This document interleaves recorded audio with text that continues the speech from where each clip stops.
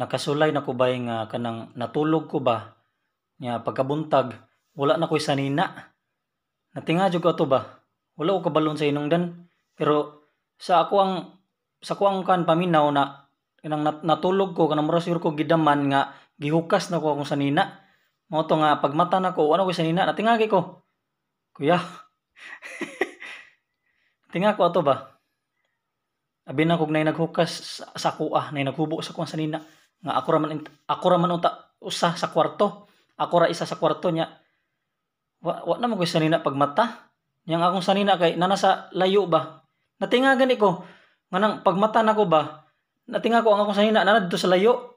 Wa na ko sanina. Giyon sa ka to nako no kanang natug siguro ko nya paghukas labay ditso nya kanang mura ko ganang kuan gud kanang kung gidaman. Nana siguro to nahitabo pero layo man pagkalabay nya mo natingagay ko nga basig nay naghukas sa kuha ba.